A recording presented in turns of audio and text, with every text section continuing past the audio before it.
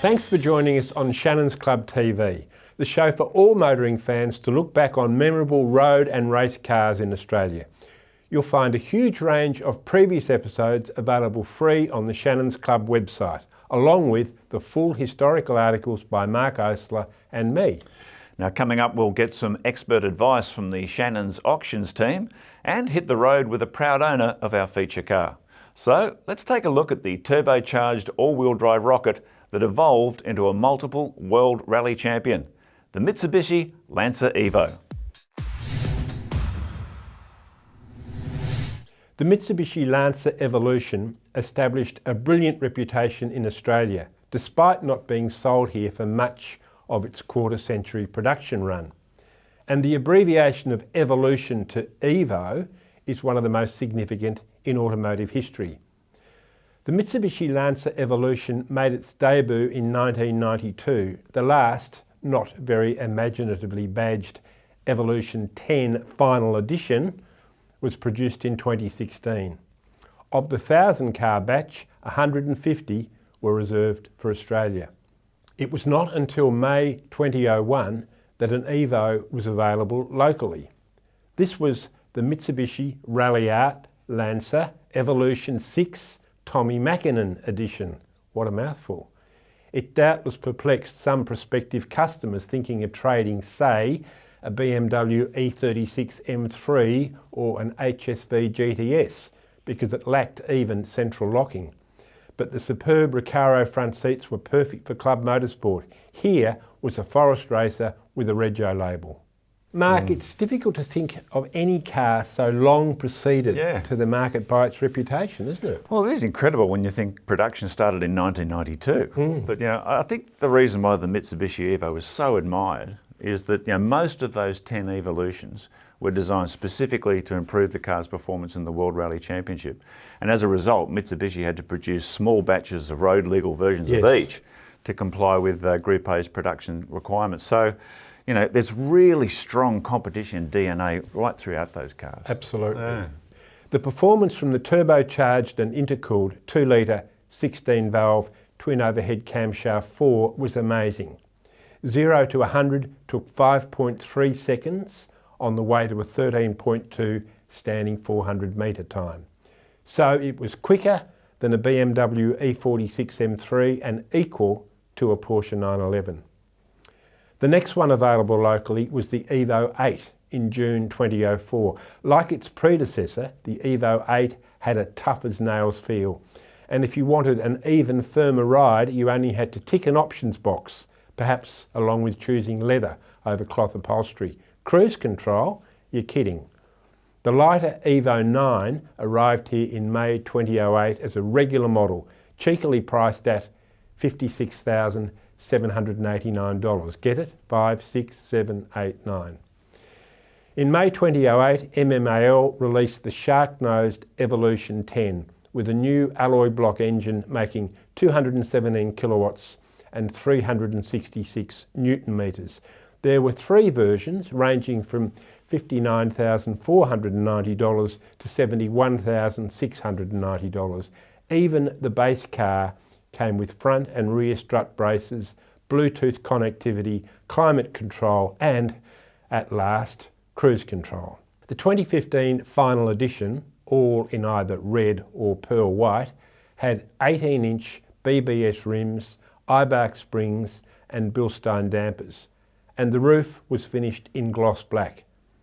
Power was up to 226 kilowatts with torque of 414 newton metres. Mark, like the WRX, the Evo was always more focused on rallying than circuit racing, wasn't it? Oh, it sure was. And like the WRX, it was also a multiple World Rally champion.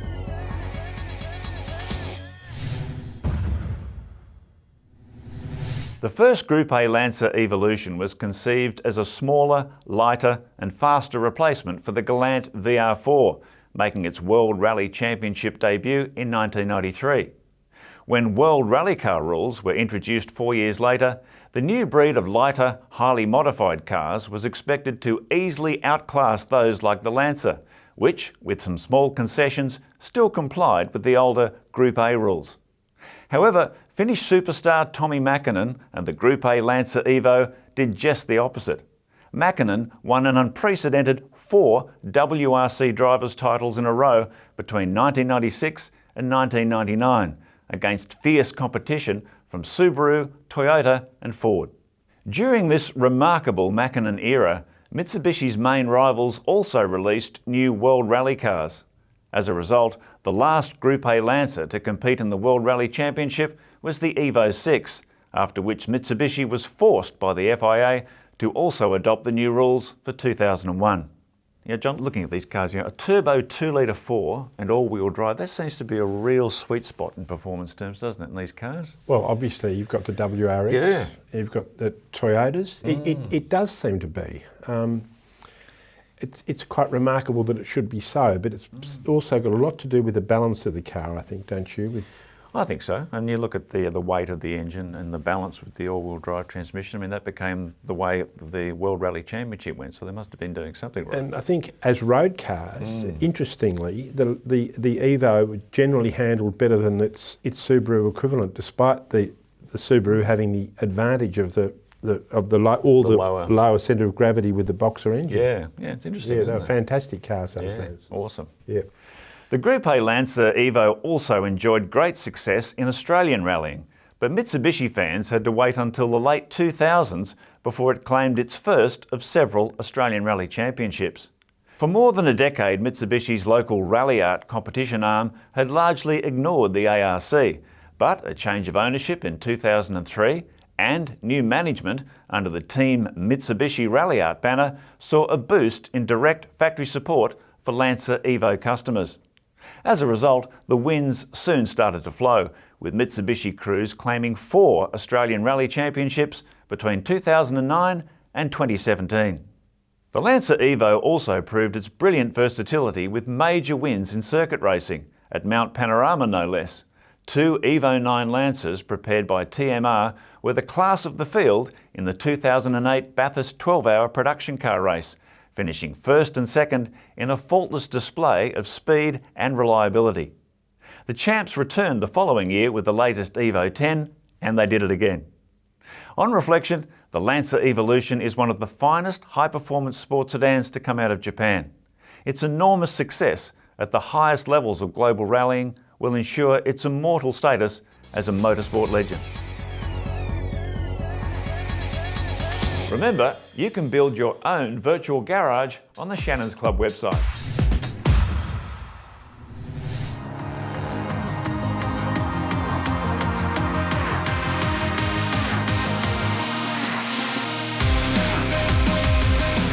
My name's Russell.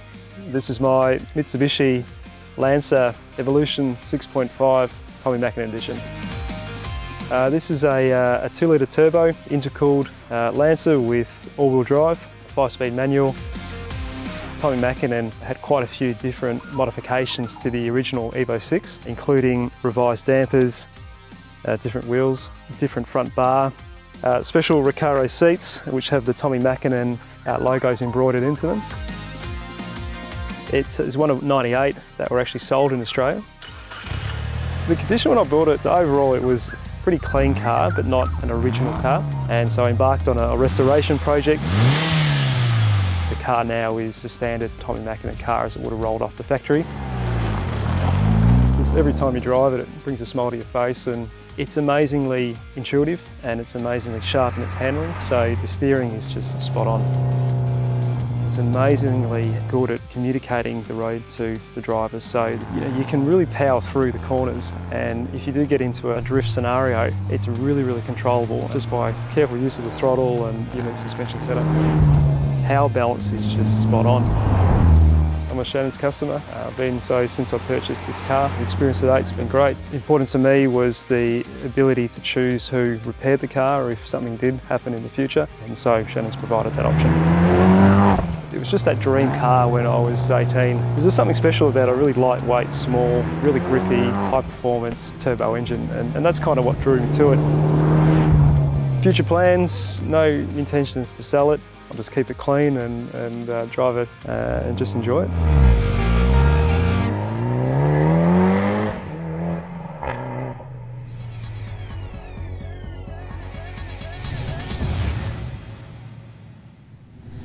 Shannon's National Auctions Manager Chris Borobon is here with a market update on the Lancer Evo. Welcome, Chris. Hey, John, how are you? What a car, mate. What a car. I mean, we talk about long production runs, almost a quarter of a century, 24 years, 10 evolutions. You're spoilt for choice with this thing, aren't you? You are, hey. I mean, it's, you know, this is a rival of a WRX, really, isn't it? I mean, the Evo is, you know, it's a very well accepted car, you know, very sought after today, and as you know, we saw 10 evolutions of it, so yeah. Now, when you say sought after, I mean, people could just get bamboozled by looking through 10 different evolutions and trying to pick which model they want. Where should you be looking? Is like the earlier ones are worth more than later ones? Is there a particular model? What should people be looking for? I think some of the early cars are very affordable today. So you know, you've probably got your younger generations who can't afford to spend 50 or 60,000 and are looking at, you know, what can they spend. So I think across the range, I think it sort of suits the different age demographic of buyers as well. And perhaps the one that came here first, the Tommy Mackinnon. Oh yeah. Now what's going on with the Tommy Mackinnon edition? Because that's obviously a special Evo. It is, but is it seen that way in auction land? Look, I think it is in the marketplace. I've got to say, we haven't seen any come to auction as yet. I'd love to have a Mackinnon come through because I think there'd be a great bidding battle on it. Yes. You know, but I think, you know, that car came in a number of colours with its stripe kit on it, the white wheels. It really hasn't appealed in today's market, and I think that's the one to look out for. That's probably the pick of all the Evos, I think. Yeah. And what about the final edition, Evo of which 10. 150, the Evo Evolution, we're told. Don't call it Evo Evolution 10. Oh yes. The final edition, has that got any following, or is it? Look, I think it would have. It's have we seen the prices? You know, I think, you know, move on those. Probably a bit early to say. But I think it will hold its own in the future. And I imagine a lot of these cars were modified. I mean, you know, Evo 1 to Evo 6 were directly related to the World Rally Championship program. 7 to 10 was just the flow on, you know, demand from the public, from sports drivers. Is the fact that those first 6 Evos were directly related to WRC, does that make them more desirable in some way in terms of their competition? Make them purer? Competition heritage, I think also in appearance they're a bit rawer to look at. Yeah, they were tough, weren't they? Tough to look at. And I think that's, you know, that's probably the appeal of those cars. And they probably, you know, I think, you know, when we get to the 6, the 6 was, you know, I think then that's why where the appeal is for the 6 potentially. It was a great looking car. It may be that as time goes by and there are fewer of these cars left, we will kind of realise what we're losing, and any Evo will be highly sought after in 5-10 years maybe. And I think going back to Mark's point, many of them have been modified. So I think today the key is to try and find that original car. You know, the car that was delivered here, well maintained, low Ks, and hasn't had the modifications, because most of them have been boosted up or have had bigger turbos put on, bigger exhaust systems. So it's And you'd go to the clubs, would you?